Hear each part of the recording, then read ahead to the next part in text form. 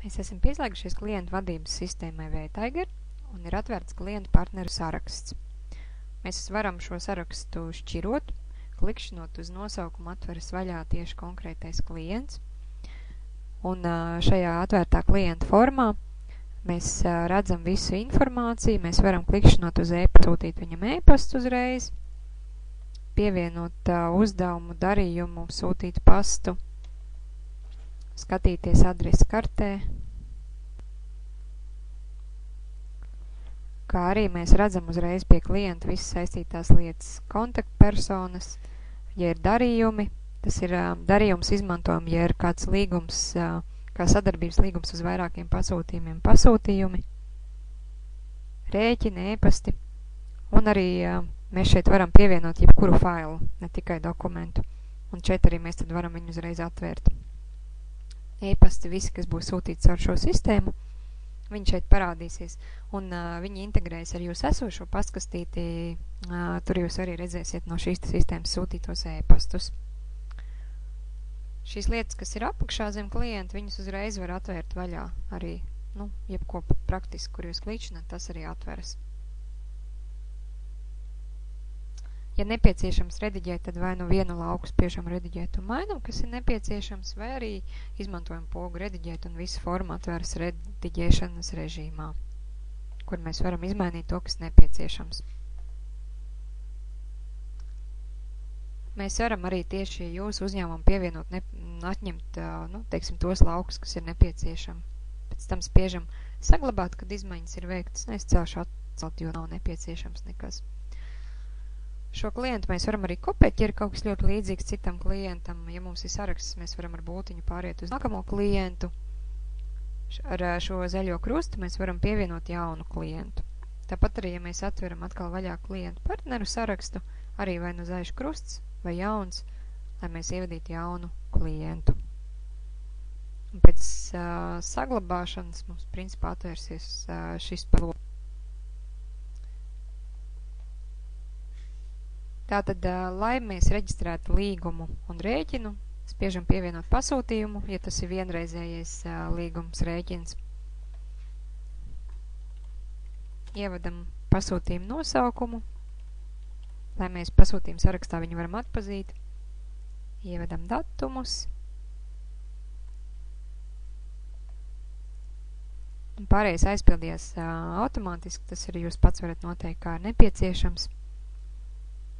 Un pievienojam pakalpojums. Šiem pakalpojumiem jābūt jau ir tā kā pirms tam nodefinētiem, es tūlīt parādīšu, kur. Tātad vispirms mēs izvēlamies vai nu vairākus vai klikšķinam virsū izvēlamies. Un tad ievadam daudzumu summas.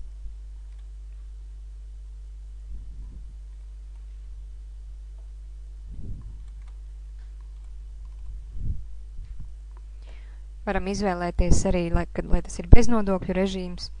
Ja būs individuālais nodokļu režīms, tad uz rēķina rādīsies PVNs katrai rindiņai. Ja ir grupas, tad apakšā kopīgais PVN šeit jau ir aprēķinājis.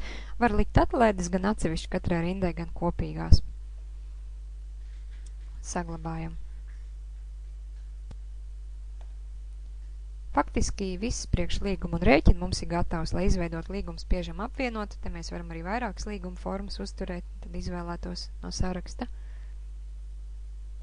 Un varam vaļā. Pelēkā krāsā mums iekrāsojas viss, kas ir nācis no sistēmas tukšuma, ir tad, ja mēs paši kaut ko neesam norādījuši sistēmā.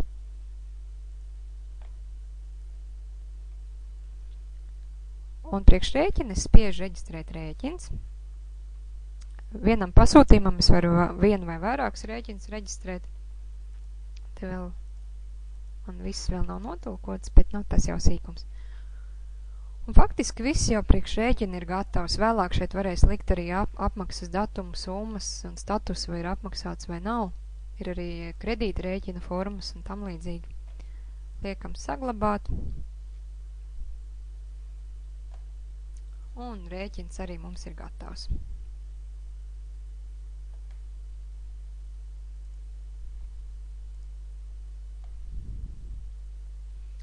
Kā jau es teicu, pirms tam bija nepieciešams nodefinēt pakalpojumus, kurus mēs liksim rēķinos un pasūtījumus. Te ir viss, kas jau ir ievadīts, jaunam pakalpojumam zaļo krustu. Mēs varam likt nosaukumu, mērvienības, galvenais ielikt, te būs PVN. Cenu var likt 0, ja viņi ir mainīgi, ja viņi ir kaut kāda konkrēta, var likt konkrētu, var arī likt valūtu uzstādījumus un tam līdzīgi. Tad viņi būs tajā sarakstā, kur jau es norādīju.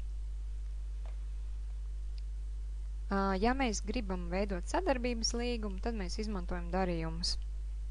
Es rādīju, ka to pasūtījumu varēja pievienot no atvērta klienta, tāpat arī darījumu var vai no klienta pievienot, vai arī var, teiksim, no darījuma saraksta. Tāpat arī pasūtījumu. Tad tikai tad ir jāizvēlas šajā vietā ar krustiņu jāpievieno, ar kādu klientu mēs darījumu saistīsim.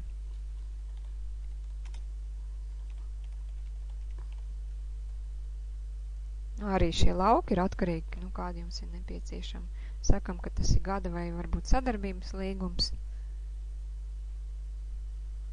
Saglabājam, ieliekam numuru, uz līguma datumu, un apvienojam.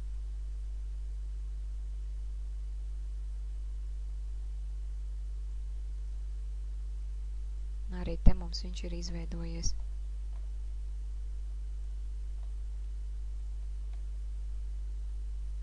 Un tad mēs pie šī te darījuma, tad mēs pasūtījumu reģistrēsim nevis pie klienta kā līdz šim, bet pie šī te darījuma.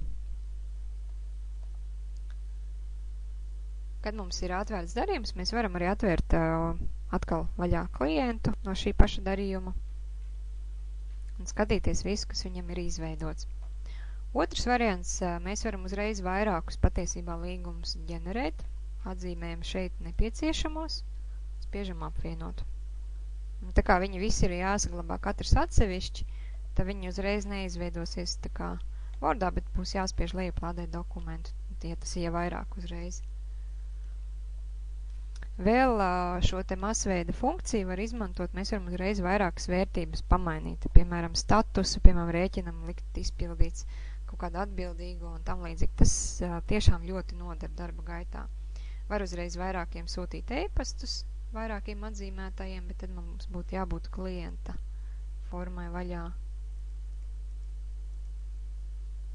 Un te jau es teicu, var pievienot jaunu, var arī dzēst šos te vairākus atzīmētos.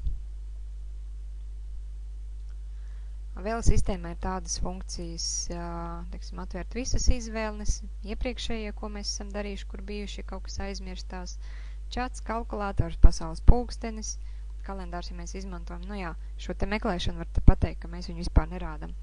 Var dažādus filtrus paši definēt, gan to, ko rāda šajā sarakstā, gan to, kādas kolonas likt iekšā. Var arī filtrēt, piemēram, pēc atbildīgā. Šeit var nomainīt paroli zem manas izvēles un daudzas uzstādījumus savus. Ātrā reģistrācija no jebkuras vietas mēs varam ātri pie kaut ko piereģistrēt. Un šī meklēšana savukārt ir cauri visai sistēmai, pēc jebkura vārda daļas viņš visu atrod. Vēl mums ir miskastē atskaitas, pieejam miskastē mēs redzam visu, ko mēs esam izdzēsuši, varam atkal atjaunot. Pakalpojums jūs rādīju un kā jau es teicu, tās pašas atskaitas arī pats var veidot. Īsumā tas ir viss. Paldies par uzmanību!